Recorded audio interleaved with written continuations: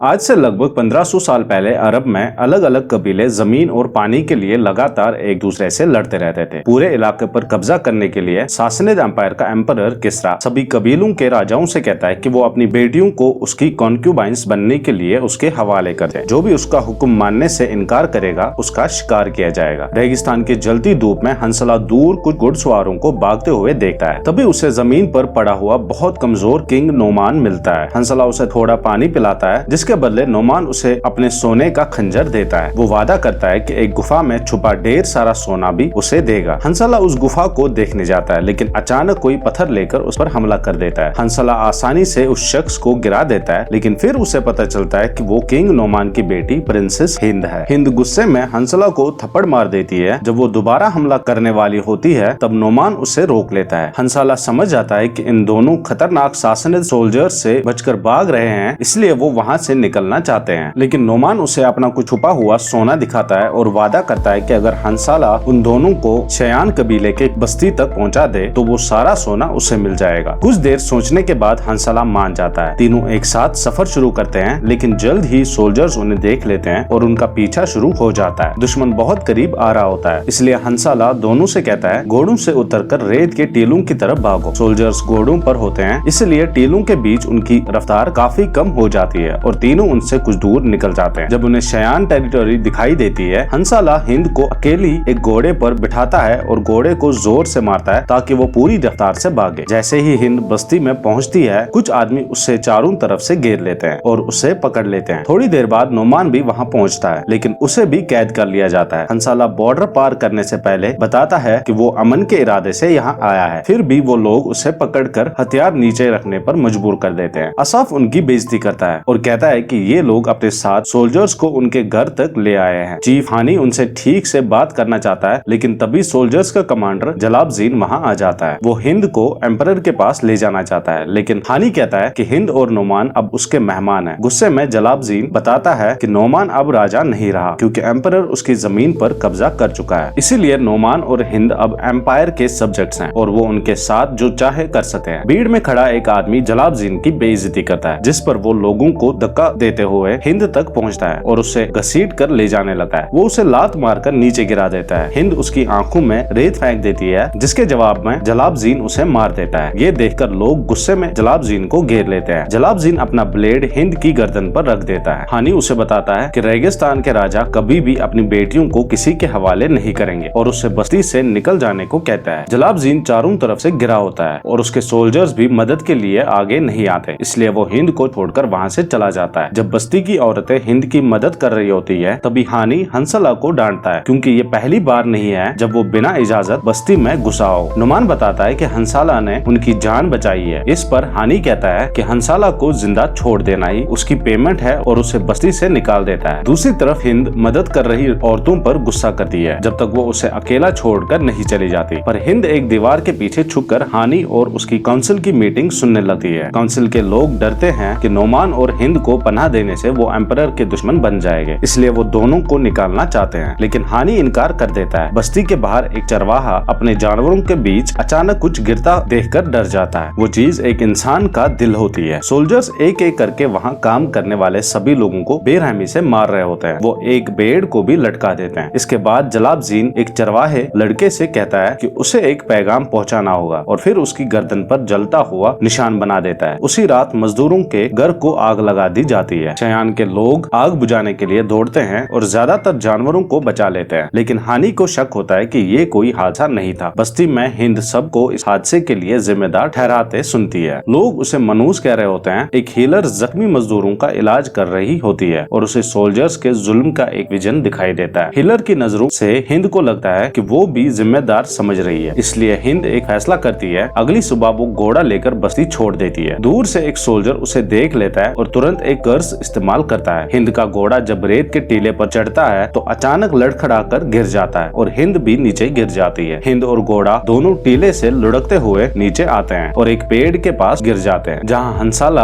आराम कर रहा होता है। हंसला अपना घोड़ा पहचान लेता है और हिंद से कहता है कि उसे छोड़ दे, क्योंकि उसके पिता ने आखिर में उसकी पेमेंट नहीं की। हिंद उसे थप्पड़ मारने की कोशिश करती है, लेकिन वो उसका हाथ पकड़ लेता है। तभी एक खंजर आकर पेड़ में लगता है। दोनों पलट कर देखते हैं तो सोल्जर्स ने उन्हें चारों तरफ से घेर घेर रखा होता है। हंसाला हिंद को पकड़ लेता है और 40 सोने के सिक्कों के बदले उसे सोल्जर्स के हवाले करने के लिए मान जाता है। एक आदमी सोना लेकर उसके पास आता है, लेकिन हंसाला दूसरी तरफ भी सोल्जर्स को देख लेता है और समझ जाता है कि सोना देने के बाद भी वो उसे जिंदा नहीं छोड़ेंगे, इसलिए वो खंजर फेंककर उस आदमी को मार देता है और हिंद से घोड़े की तरफ भागने को कहता है। लेकिन एक सोल्जर हिंद के पैरों पर बोलस फेंक देता है, जिससे वो गिर जाती है। एक दूसरा आदमी बाला लेकर हंसाला पर हमला करता है। हंसाला उसका बाला खींचकर उसे घोड़े से नीचे गिरा देता है और उसी के हथियार से उसे घायल कर देता है। फिर वो हिंद को घसीटकर ले जा रहे सोल्जर्स पर बाला फेंकता है, लेकिन निशाना चूक जाता है। घायल आदमी तलवार से हंसाला पर हमला करता है, लेकिन हंसाला दोबारा उसे डिसार्म करके मार देता है। इसके बाद हंसाला वो तलवार भी फेंकता है और इस बार तलवार हिंद को ले जा रहे सोल्जर्स को लग जाती है, जिससे वो तुरंत मर जाता है। बाकी सोल्जर्स घोड़ों पर उनकी तरफ बढ़ते हुए तीर चलाते हैं, जिनसे हंसाला बच जाता है। जवाब में वो पत्थर फेंककर एक आदमी का चेहरा कुचल देता है। फिर वो एक सोल्जर को घोड़े से गिराकर उसकी स्कार्फ से उसकी गर्दन तोड़ देता है। उधर हिंद तलवार से अपनी रस्सियां काट कर घोड़े की तरफ भागती है, लेकिन एक दुश्मन उसे गिरा देता है। हिंद तलवार उठा पाती उससे पहले ही वो उसके ऊपर आ जाता है, लेकिन हिंद को एक हड्डी मिल जाती है, जिससे वो उसकी गर्दन में घुसा देती है। हंसाला कुछ चट्टानों पर चढ़ जाता है। हिंद आखिरकार घोड़े पर बैठ जाती है और एक सोल्जर से बचकर निकलती है। जैसे ही घोड़ा हंसाला के करीब आता है, हंसाला छलांग लगाकर हिंद के पीछे बैठ जाता है। रेगिस्तान में दोबारा चेज शुरू हो जाती है। एक सोल्जर उसके बहुत करीब आ जाता है तो हंसाला मुक्का मारकर उसे घोड़े से गिरा देता है और घोड़ा छीन लेता है। हंसाला एक ही बार में चाकू फेंककर एक सोल्जर को मार देता है। कुछ देर तक घोड़े दौड़ाने के बाद हंसाला और हिंद खुद को शयान घुड़सवारों से गिरा हुआ पाते हैं। वो हंसाला को घोड़े से गिराकर जाल में पकड़ लेते हैं। समीर और हानी सोल्जर्स को याद दिलाते हैं कि ये शयान की जमीन है। इस पर जलाबजीन धमकी देता है कि उनका कबीला इसकी कीमत चुकाएगा और अपने आदमियों के साथ चला जाता है। उस रात शयान के लोग इस मसले पर मीटिंग करते हैं। असफ गुस्से में कहता है कि हिंद को एम्परर के हवाले कर देना चाहिए। समीर कहता है कि असाफ के अंदर बिल्कुल इज्जत और हिम्मत नहीं है। सभी लोग एक दूसरे पर चिल्लाने लगते हैं। तभी हानी फैसला सुनाता है कि हंसाला को मौत की सजा दी जाएगी, क्योंकि उसी की वजह से ये सब हुआ है। उधर हंसाला को मुर्गियों के साथ एक पिंजरे में बंद किया गया होता है। हिंद उसके लिए पानी लाती है और पूछती है कि उसने सोल्जर्स की डील क्यों नहीं मान ली। हंसाला बताता है कि कमांडर उसका भी दुश्मन है। तब हिंद उसकी गर्दन पर एक गहरा निशान देखती है। वो हंसाला की कलाई पर बांधा लेदर स्ट्रैप काट देती है, लेकिन शुक्रिया कहने की जगह हंसाला उससे वो सोना मांगता है जो उसके पिता ने देने का वादा किया था। दोनों के बीच थोड़ी नोक-झोंक होती है और फिर हंसाला पिंजरे से निकल जाता है। जब वो दीवार पार करके भाग रहा होता है और हिंद अपने कमरे में लौट रही होती है, तब हीलर उन दोनों को देख लेती है, लेकिन अंधेरे में छुपा एक जवान लड़का सिर्फ हिंद को देख पाता है। मीटिंग में बहस अभी भी चल रही होती है। असाफ को लगता है कि एम्परर उन सब को मार देगा और हानी अपने ही लोगों से गद्दारी कर रहा है। जब असाफ खंजर निकालता है, समीर लड़ने के लिए तैयार हो जाता है, लेकिन हानी तुरंत असाफ का हथियार छीन के दीवार से लगा देता है और धमकी देता है कि अगर उसने दोबारा उसे चैलेंज किया तो उसे कबीले से निकाल दिया जाएगा। हानी फिर ऐलान करता है कि नोमान और हिंद तब तक यही रहेंगे जब तक वो इस कबीले का लीडर है। दीवार के पीछे छुपकर पूरी मीटिंग सुनने के बाद नोमान हिंद के लिए कुछ फल लेकर आता है। वो कहता है कि हानी उसकी हिफाजत करेगा, लेकिन हिंद कहती है कि उसे सिर्फ अपने पिता की जरूरत है। सुबह जल्दी हंसाला घोड़ा लेकर बस्ती से निकल जाता है। उसी वक्त आसाफ और उसके आदमी हिंद के कमरे में घुस जाते हैं। उन्हें लगता है कि हिंद ने हंसाला को छुपा रखा था, क्योंकि उस जवान लड़के ने रात को जो देखा था वो सब उन्हें बता दिया था। तब हीलर वहाँ आकर कहती है कि वो पूरी रात हिंद के साथ थी, इसलिए हिंद ने हंसाला को भगाने में मदद नहीं की। आसाफ उसकी बात पर यकीन नहीं करता और आदमियों को हंसाला की तलाशी जारी रखने का हुक्म देता है। हिंद जब बाहर जाने की कोशिश करती है तो उसे पता चलता है कि दरवाजा बंद है। हानी कहता है कि ये सब उसकी हिफाजत के लिए है। हिंद कहती है कि उसके पिता उसकी हिफाजत करेंगे, लेकिन हानी उसे बताता है कि नोमान यहाँ से जा चुका है। सासनिद एम्पायर की राजधानी में किसरा और दूसरे अमीर लोग जलाबजीन को एरिना में लड़ते हुए देखते हैं। जलाबजीन के सामने कई अपोनेंट्स होते हैं, लेकिन वो सभी को हरा देता है। हालांकि लड़ाई के आखिर तक खुद भी बुरी तरह जख्मी हो चुका होता है। किसरा कहता है कि जलाबजीन इतनी खतरनाक लड़ाई जीत गया, लेकिन एक लड़ाई ने उसे बेवकूफ बना दिया। उसकी परफॉर्मेंस देखने के बाद किसरा उसे हिंद को पकड़ने का एक और मौका देता है। अगर वो कामयाब हुआ तो उसे घर लौटने दिया जाएगा। तब पता चलता है कि नोमान भी एरिना में मौजूद है। वो कहता है कि एक राजा की कीमत एक प्रिंसेस से ज्यादा होती है, लेकिन किसरा कहता है कि नोमान अपने लोगों को बचाने में नाकाम रहा और शेरों को बुलाने का हुक्म देता है। गार्ड्स नोमान का चेहरा ढक कर उसे जमीन पर पकड़ देते हैं। इसके बाद शेर बाहर आकर उसे खा जाते हैं। फिर किसरा इबान को हुक्म देता है कि वो शयान में मौजूद हर शख्स को मार दे। अगर वो जख्मी हुआ तो उसे भी शेरों के सामने फेंक दिया जाएगा। गार्ड्स नुमान की लाश को एक ऊंट से बांधकर शहर की सड़कों पर घसीटते हैं ताकि सबको दिखाया जा सके कि गद्दारों के साथ क्या होता है। शयान में एक परिंदा हानि के पास खत लाता है जिसमें नुमान की मौत की खबर होती है। अपने पिता की मौत के बारे में जानकर हिंद खाना पीना छोड़ देती है। वो सिर्फ तब सो पाती है जब हीलर उसे एक दवा देती है। हिंद पूछती है कि हीलर ने उसके लिए झूठ क्यों बोला था। हीलर बताती है कि वो भी एक आउटसाइडर है और कहती है कि अब हिंद के लिए वो बनने का वक्त आ गया है जो असल में बन सकती है। हिंद मान जाती है और उसे तैयार होने मदद मांगती है। इसके बाद हिंद हानि से कहती है कि उसे अपने लोगों की मदद करने के लिए घर लौटना होगा। हानि बताता है कि उसका शहर किसरा के कब्जे में है, लेकिन हिंद कहती है कि छुपकर जिंदा रहने से बेहतर है लड़ते हुए मरना। जब वो हिंद से मदद मांगती है तो हानि कहता है कि उसे अपने कबीले के साथ रहना होगा, लेकिन वो हिंद को पिता का सोने का खंजर दे देता है। अगली सुबह हिंद घोड़ा लेकर निकल जाती है। चरवाहा लड़का उसके पीछे भागता है और उसे अपने साथ ले जाने के लिए मान लेता है। हिंद लड़के की गर्दन पर सोल्जर्स का जलाया हुआ निशान देखती है और उसे हंसाला की गर्दन का निशान याद आ जाता है। कुछ समय बाद शयान के लोग सोल्जर्स को अपनी तरफ आते देखता है, इसलिए हानि सबको बस्ती खाली करने का हुक्म देता है, लेकिन हीलर अकेली दूसरी तरफ जाने का फैसला करती है। रेगिस्तान में हिंद और लड़का रेत के तूफान में फंस जाते हैं। वो कुछ चट्टानों के बीच पनाह लेने की कोशिश करते हैं, लेकिन घोड़ा घबरा जाता है और आगे बढ़ने से इनकार कर देता है। तब उन्हें किसी के सीटी बजाने की आवाज सुनाई देती है। आवाज का पीछा करते हुए वो कुछ लुटेरों के पास पहुंचते हैं। हिंद देखती है कि उनमें से एक हंसाला है, इसलिए वो उसे खंजर दे देती है। हंसाला याद दिलाता है कि उसकी पेमेंट में सोना भी शामिल, लेकिन फिर भी वो उनके साथ अपना खाना शेयर करता है। हिंद उसे अपने पिता की मौत के बारे में बताती है और अपने लोगों को एम्पायर के खिलाफ लड़ने के लिए इकट्ठा करने में मदद मांगती है। हंसाला को लगता है कि वो पागल हो गई है। हिंद उसे याद दिलाती है कि जलाबजीन ने उसके साथ क्या किया था, क्योंकि उसने हंसाला की गर्दन का निशान देखकर सब समझ लिया है। कुछ देर सोचने के बाद हंसाला उसे घर तक ले जाने के लिए मान जाता है, लेकिन वहाँ पहुँचने पर हिंद को उसकी पेमेंट देनी होगी। उधर हीलर अपने पुराने कबीले में वापस पहुँचती है। उसे देखते ही लोग पत्थर फेंकने के लिए तैयार हो जाते हैं, लेकिन चीफ ताई उन्हें रोक देता है। वो हीलर पर वापस आने के लिए चिल्लाता है और उसे मारने की धमकी देता है, जबकि उसकी माँ उसे नजरअंदाज करती रहती है। हीलर ताई को याद दिलाती है कि उसी ने उसे कबीले से निकाला था। वो कहती है कि शयान के लोगों ने उसे सिखाया है कि असली इज्जत क्या होती है। दिन गुजरते जाते हैं और हंसाला हिंद और उस लड़के के साथ सफर करता रहता है। जब भी वो आराम करने के लिए रुकते हैं, हंसाला दोनों को लड़ाई की बेसिक ट्रेनिंग देता है। आखिरकार वो हिंद के शहर पहुंच जाते हैं। हिंद बाजार के बीच घोड़ा रोक कर ऐलान करती है कि वो अपने पिता का तख्त वापस लेने आई है। एक सोल्जर उसका मजाक उड़ाता है और उसे घुटनों पर बैठने के लिए मजबूर करता है ताकि वो उसे मार सके। तब एक बच्चा उस सोल्जर पर जूता फेंकता है। हंसाला और चरवाहा वहाँ पहुँच जाते हैं। ये देखकर बाजार के बाकी लोग भी सोल्जर्स पर जूते फेंकने लगते हैं और उन्हें शहर छोड़कर जाने को कहते हैं। हंसाला मौके का फायदा उठाकर तलवार के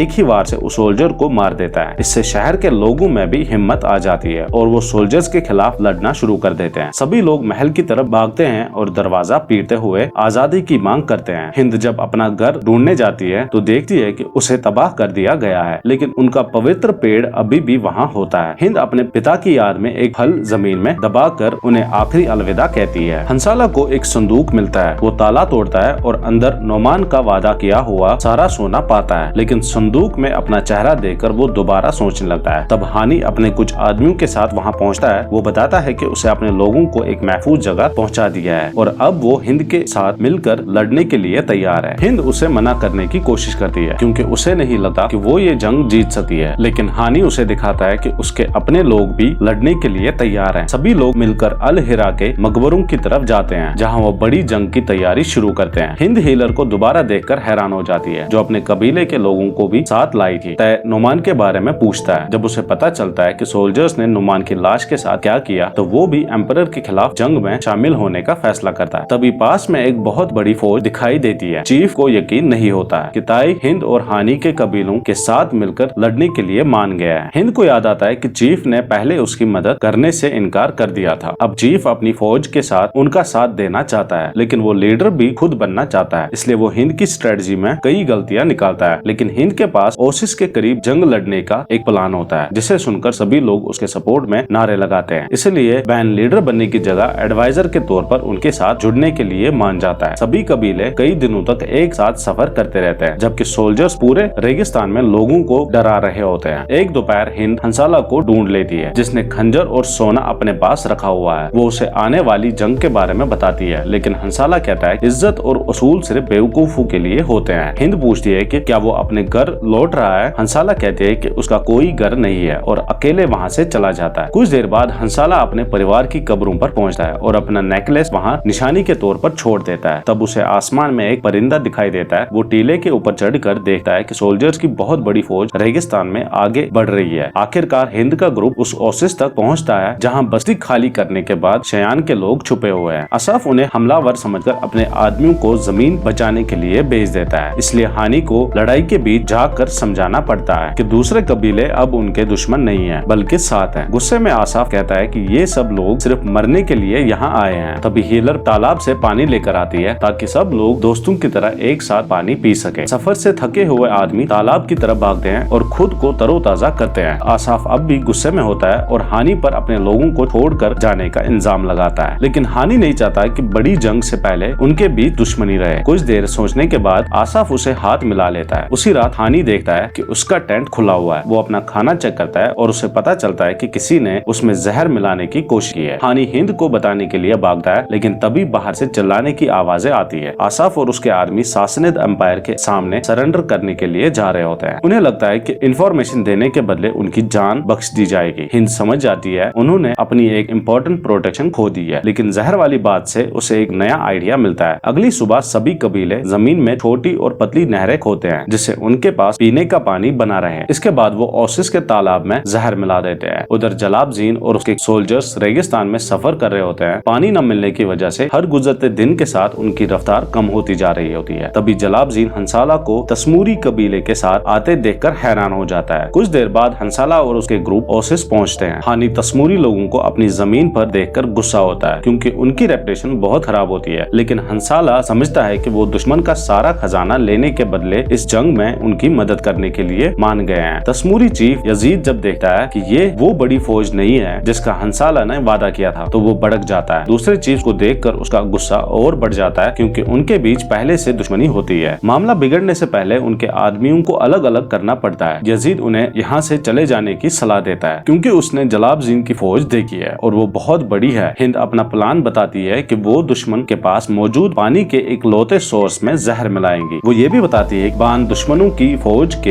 एक हिस्से को लीड करेगा। यजीद बान से नफरत करता है, इसलिए वो रुक कर जंग लड़ने के लिए मान जाता है। इसके बाद हंसाला हिंद को उसके पिता का खंजर लौटा देता है। 3 दिन की तैयारी के बाद सासनिद आर्मी आखिरकार वहाँ पहुँच जाती है और सब लोग जंग के लिए तैयार हो जाते हैं। कैंप में बच्चे भी इधर उधर भाग कर तैयारी में मदद कर रहे होते हैं। बान इतने सारे कबीलों को एक साथ देखकर हैरान होता है और जलाबजीन से कहता है कि उनके सोल्जर्स को जंग से पहले पानी चाहिए, लेकिन जलाबजीन को लगता है कि ये जंग बहुत आसान होगी। फिर बान अकेला आगे बढ़कर हिंद को बिना लड़े सरेंडर करने के लिए समझाने की कोशिश करता है। सभी लोग बगावत की निशानी के तौर पर अपने सिर पर हेड बैंड्स बांधते हैं और हीलर बैन की तरफ एक तीर चला देती है, इसलिए बान को वापस जाना पड़ता है जबकि सभी लोग उसकी तरफ इंसल्टिंग जेस्चर करते हैं। जलाबजीन कुछ सोल्जर्स को आगे भेजता है क्योंकि अब भी उसे लगता है कि वो आसानी से जीत जाएगा, लेकिन कबीले पहले से छुपी हुई कैटापुल्ट्स निकालते हैं और उन पर जानवरों का गोश्त और ऑर्गन्स फेंकना शुरू कर देते हैं। सोल्जर्स को इसमें कोई खतरा नजर नहीं आता और वो प्लान के मुताबिक आगे बढ़ते रहते हैं। तब चरवाहा लड़का और उसके दोस्त कुछ पिंजरे खोल देते हैं। उनमें बंद खूंखार जानवर खून की स्मेल फॉलो करते हुए सोल्जर्स पर टूट पड़ते हैं। सिर्फ कुछ ही मिनट्स में सोल्जर्स उन जानवरों का शिकार बन जाते हैं और उनके घोड़े भी खा लिए जाते हैं। इसके बाद हानि कबीलों की असली जंग शुरू करने के लिए आगे ले जाता है। सोल्जर्स तीरों से कुछ लोगों को गिरा देते हैं, लेकिन इससे कबीले रुकते नहीं। दोनों फौजें बीच मैदान में टकराती हैं और देखते ही देखते हर तरफ लोग मरने लगते हैं। मैदान एक कत्ले आम में बदल जाता है। जलाबजीन एक डिवाइस से अपने आदमियों को साइड से हमला करने का सिग्नल देता है, लेकिन यजीद और उसके आदमी छुपने की जगह से बाहर आकर उस साइड को प्रोटेक्ट करते हैं। बदकिस्मती से जलाबजीन ने वहाँ और भी सोल्जर्स छुपा रखे होते हैं और वो खुद उन्हें लीड करता हुआ जंग में उतर जाता है। कबीलों के लोग शील्ड उठाकर अपनी लाइन बचाने की कोशिश करते हैं, लेकिन घोड़े आसानी से उनकी लाइन तोड़ देते हैं। ये तय के कबीले के जंग में उतरने का सिग्नल होता है। वो कुछ देर तक मुकाबला बराबर रखते हैं, लेकिन फिर सोल्जर्स एक साथ दर्जनों तीर चलाने लगते हैं। हिंद भी औरतों की तरफ अपनी छोटी फौज के साथ जंग में उतरने के लिए तैयार हो जाती है, लेकिन कबीले पहले ही बहुत से आदमी खो चुके होते हैं, इसलिए चीफ पीछे हटने का फैसला करते हैं। सोल्जर्स एक मजबूत लाइन बना लेते हैं और जलाबजीन हानि को पकड़कर हिंद से सरेंडर करने के लिए कहता है। हिंद सरेंडर करने के बारे में सोचती है, लेकिन हानि उसे याद दिलाता है कि उसे अपनी मर्जी से ये रास्ता चुना था। इसके बाद जलाबजीन उसका गला काट देता है। फिर सोल्जर्स अपने हाथी बाहर ले आते हैं जिन पर बड़ी बड़ी मशीन लगी होती हैं। कबीलों के लोग तुरंत ऊंटों पर बैठते हैं और उनकी तरफ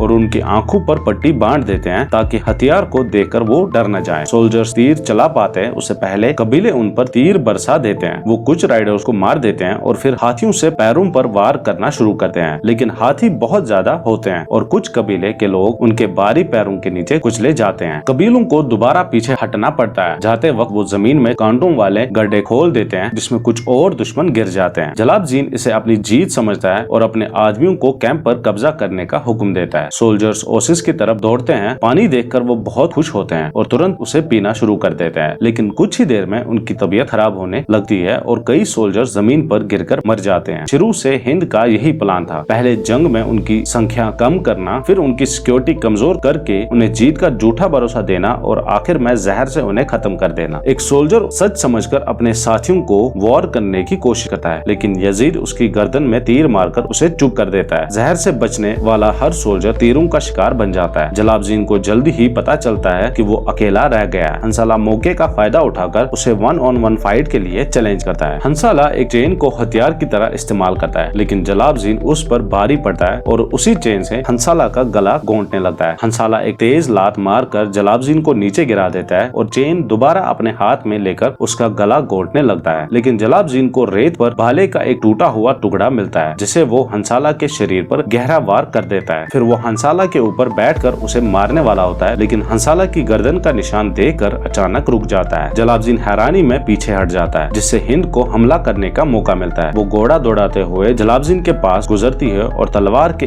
एक वार से उसे मार देती है। गिरने से पहले कमांडर धीरे से घर कहता है। जंग खत्म होने के बाद सभी कबीले अपनी जमीन पर लौटने की तैयारी करते हैं। हंसाला बैटलफील्ड की थोड़ी सी रेत याद के तौर पर अपने पास रख लेता है और अपना घोड़ा हिंद को दे देता है। फिर वो ऊंट पर बैठकर निकल जाता है और चरवाहा लड़का भी उसके पीछे चला जाता है। कुछ समय बाद एम्परर किसरा को भी जहर देकर मार दिया जाता है। अफवाह होती है कि ये काम उन बहुत सी औरतों में से किसी एक ने किया था जिन्हें वो जबरदस्ती उठाकर लाया था। और इसी के साथ ये कहानी खत्म होती है। उम्मीद करते हैं आपको ये कहानी पसंद आई होगी।